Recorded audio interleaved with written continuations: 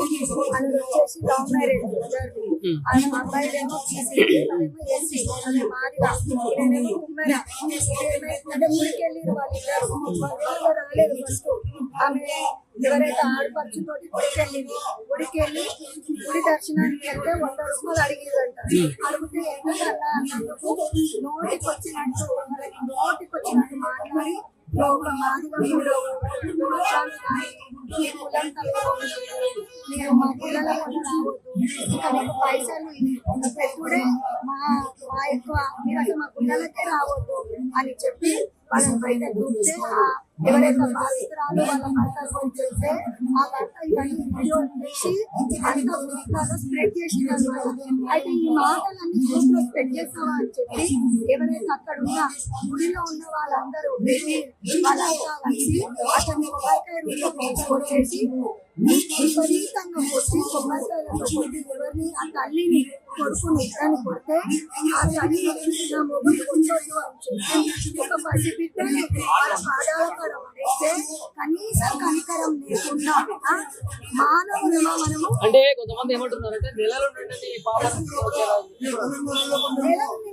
అంటే మనం గుడికి తీసుకొస్తాం కదా, దర్శనానికి అని వచ్చినాం.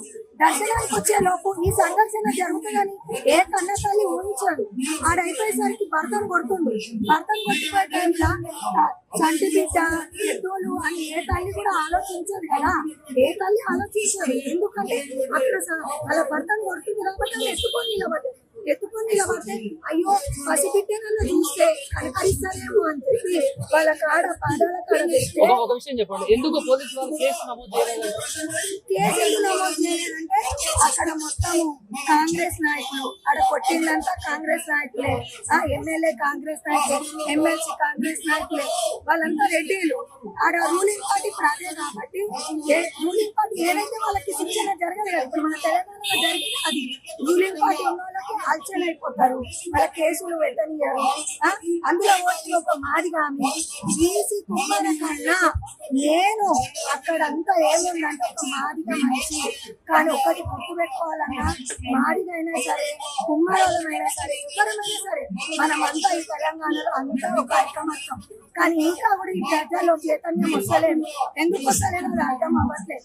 కానీ ఒక్కటి మన రేవంత్ అని ఒక్కటి గుర్తుంచుకోవాలి. ఎందుకంటే ఒక మహిళకి ఇంత అన్యాయం జరిగింది కాబట్టి ఆయన వెంటనే స్పందించేసి ఎందుకు ఈ మహిళకి ఇలా జరుగుతుంది అని చెప్పి వెంటనే శిక్షించాలి. ఎవరైతే ఆ పిల్లని చంపిన రెడ్డి నాయకులు ఎవరైతే ఉన్నారో వాళ్ళని వెంటనే శిక్షించాలి.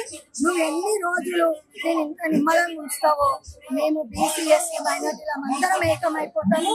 దీని గురించి ఇక మేము ఊకోము. ఇంకెన్నో ధర్నాలు అవుతుంటాయి. ఇకపై నన్ను కళ్ళు తెచ్చుకో అన్నా, ఒక ఆడపిల్లకి అన్యాయం జరిగింది. అదే నీ ఇంటి బిడ్డకైతే నువ్వు ఇంత నిమ్మలంగా ఉండవు కదా. వీళ్ళంతా నీ కుటుంబం అనుకో, నువ్వు మా మనిషిని అని చెప్పి నీ కోటేసుకున్నాం. అందుకు నువ్వేం చేయాలి? మా అందరం మీ ఆడబిడ్డలం.